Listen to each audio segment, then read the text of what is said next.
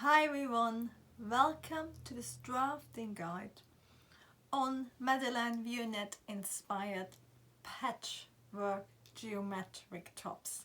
And I put a little image of original top by Vionnet which inspired this whole series in the description for you. In the tutorial on Friday, I'm gonna show you how to make a copy of a Vionnet or version of it for yourself using flat drafting. But I thought today I'd show you how I use the same sort of ethos, the same method, to create lots of different styles of pattern cutting. With some of them I've stayed truer to her technique but reinterpreted for myself, and with some of them I've sort of gone more maybe even Pierre Cardin Vionnet mix, the use of geometric shapes, but they go away from the pure straight of grain and bias. So I'm going to show you probably one of the more purer ones I have in the sense of Vionnet. This is a top made out of silk offcuts, and I'm lucky enough to have worked with companies who made ties and also to live near a silk mill. So you get these very precious silk cut-offs, but they always come in very weird sizes. So that's looking at Vionnet that sort of inspired me to think about how you can use lots of geometric offcuts to create something wearable. And this top is the outcome. It's got Sharpie stains. I apologize. It's all your fault because if I'm drafting tutorials, I'm holding Sharpie pens. But I still love it.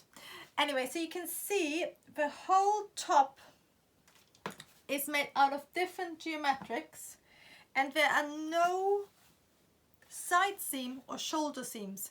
I'm gonna show you on Friday. Basically, I have a block for oversized top, and then I just sort of flat pattern in fabric to make it wrap around the body. So there's just one piece of fabric which wraps around here, then there's another one which wraps around here, then there's one very big piece which just wraps around the whole back. So it's about 3 or 4 pieces with lots of little inserts.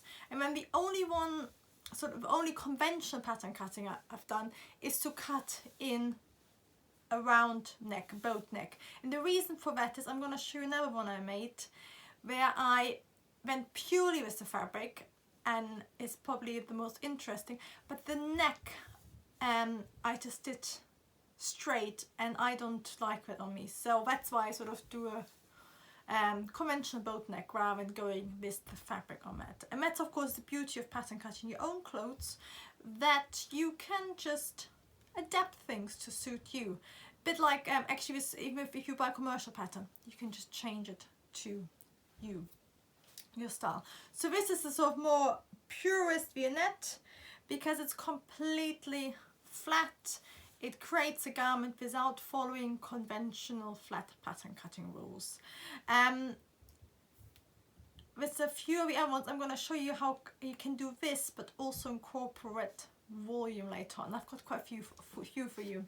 And I wanted to show you this one as well. This is a sort of opposite end where I've used sort of Vionnet elements, so the sort of geometric cutouts, sort of playing with angles, but I've completely flattened cut it on a oversized relaxed block. And you can either use my shawl collar YouTube block, but I'm also going to show you how to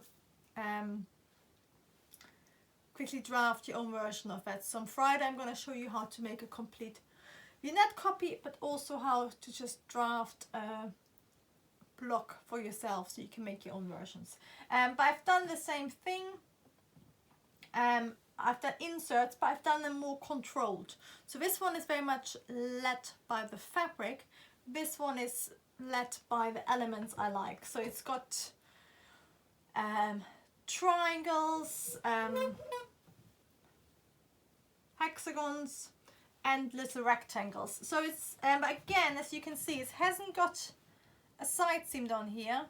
It's sort of the geometric elements lead the pattern cutting, but it has got conventional shoulder seams because I want sometimes Actually, this one is alright. I'll show you a different one. And Vionnet did it as well, hers did it. If you use pure geometric pattern cutting, your sleeves sometimes flick up. And that's got to do with whether it's cut on straight of grain or not and how you finish it. So this one is fine because I did a hand stitch pin hem, so I could really control how it moves. And you can sort of control the steaming, but sometimes it sort of curls up like a little thing, and I don't like it as much. I like it to just go down, which is why I did this one with my normal shoulder angle and then curving down for the sleeve. So it's a bit like a dolman sleeve, so it fits better around the shoulders. I'm now going to show you two more. Here are two more versions of the collage top, and I'm just going to show you a third one which is in the same vein, but they're similar to the silk top, but this time I used quite precious proper Scottish tartan. So again, they're offcuts or remnants or old ones, but you just have a little bit left, and it's again using the Vionnet principle of creating geometric shapes and being led purely by how I fit together. So it's sort of a bit like the futurist, where you sort of piece together geometric shapes, but then I've set both of them in a conventional oversized top. On this one I've literally used, because this was such a beautiful 1960s tartan, I think it's a Mac,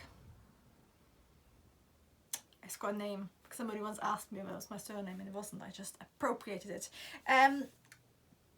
But I just created whatever shape the tartan wanted to be, and then I set it into the sleeve. So it hasn't got any side seams, but it has shoulder seams, and then it got a seam here to set it in, and then I'm going to pull it up so you can see it. You can see where the hem, for example, is asymmetric as well. It goes up and down as the tartan wants to be.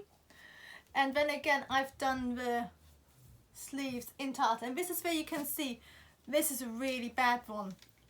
I must have been tired, but can you see I haven't got a right angle? You know, I always go on about right angles to you. This is what happens if you don't have a right angle. You get this sort of weird pointy bit. It doesn't actually look too bad, it's right, but ideally I should have just swapped it around. I could still do it.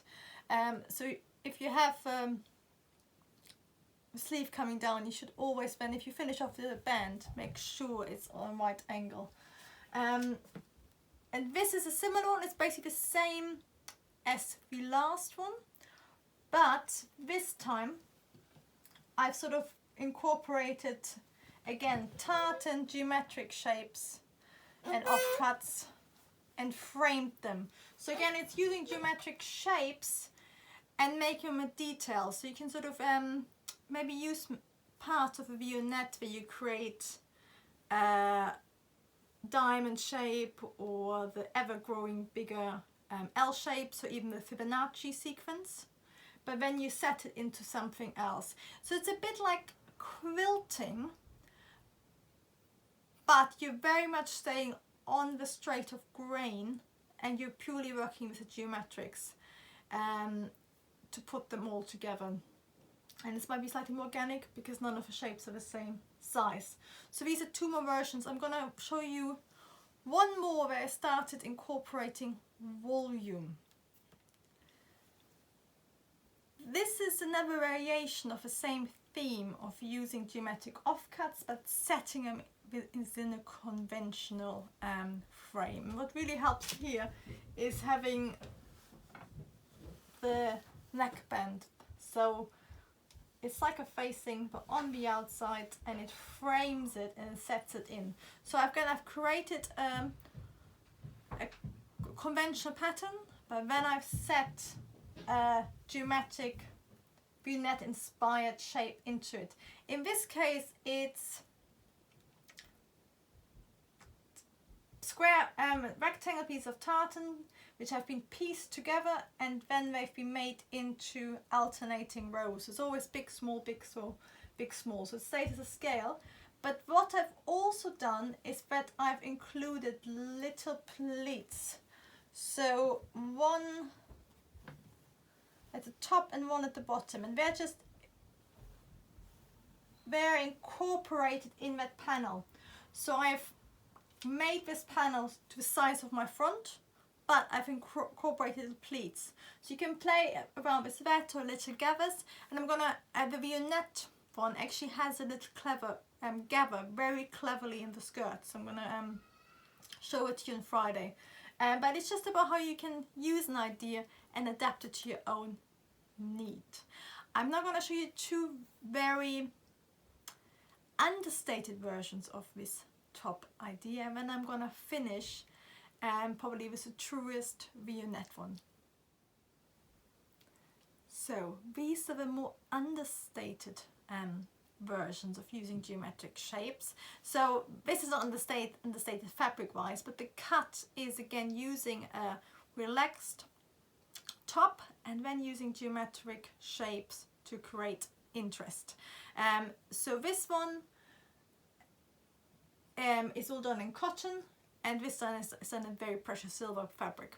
But again, it's a simple shape, and then the whole thing has been reduced to rectangles and squares apart from a neckline, and I've removed the shoulder seams and replaced them with a yoke at the front, which also becomes geometric armhole. So your armhole is a separate piece, and then the back it's got again a yoke which becomes the armhole.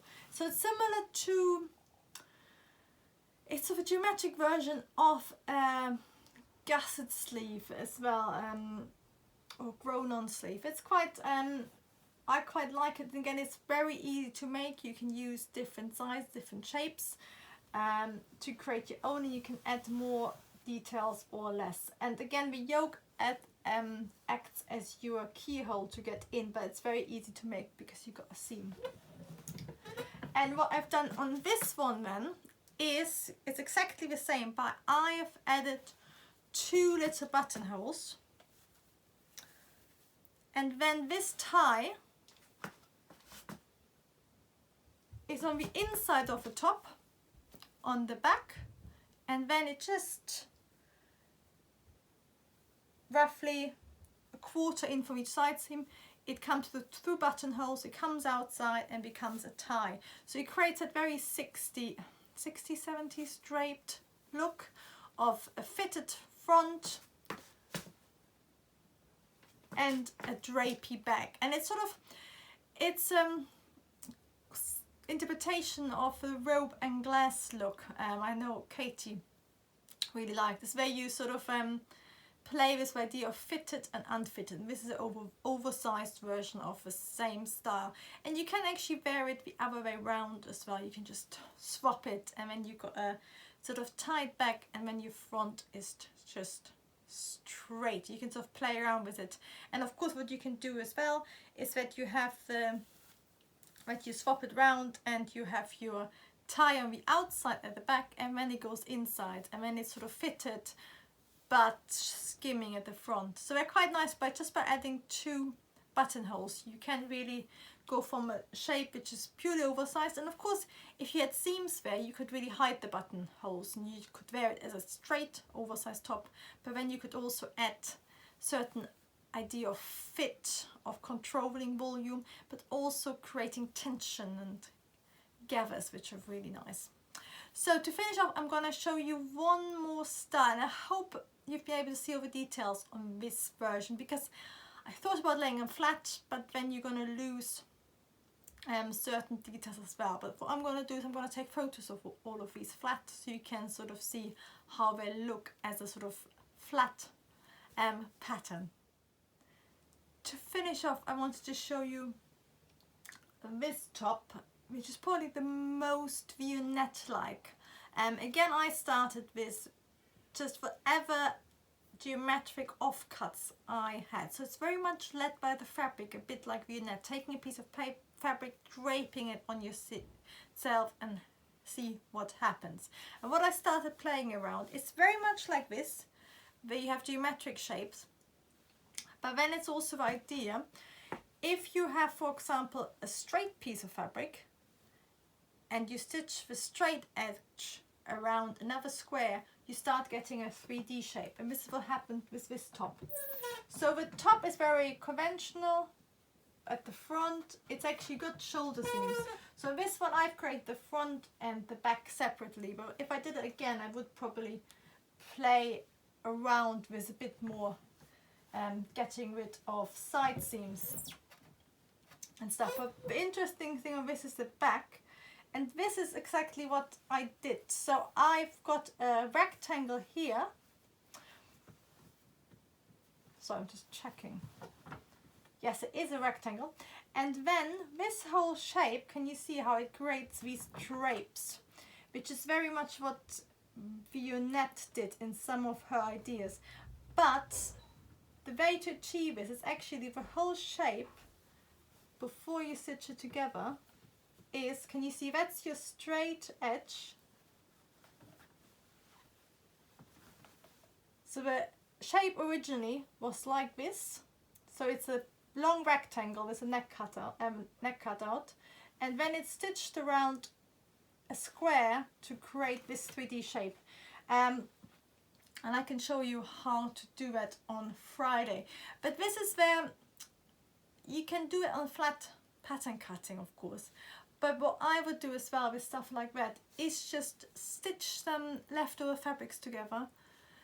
See how far, what happens if you stitch a triangle to a long strip and you get a 3D shapes, or you stitch an L shape to another L shape, and play around this, stitching them flat like a quilt, but also then stitching them around corners so you get 3D shapes. And then what happens when you hang it on the body. So again, this is actually the neck is actually looks like this originally, so it's nearly a V-neck, but then it's sort of pulled open to sit on the shoulders, and that creates more tension.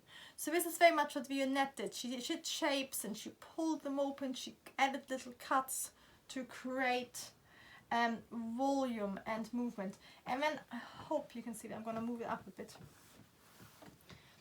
At the hem at the bottom, can you see again what I've done? I've added a little sort of tuck, and which then creates a drape, a 3D shape.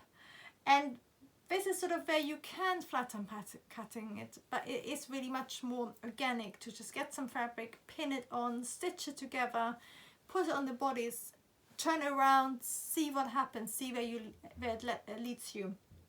So it's a way creating 3D shapes and then seeing how they react with your body. Sometimes it doesn't really work, sometimes you have to come back the next day and turn it upside down or switch it around. But that's how you get sort of really interesting designs like Vionnet did. So this is my little review or guide of different geometric tops. On Friday I'm going to show you first of all how to copy the Vionnet style, but also just how to create the base so you can do your own geometric shapes. But that's it for me for today, and I'll see you on Friday.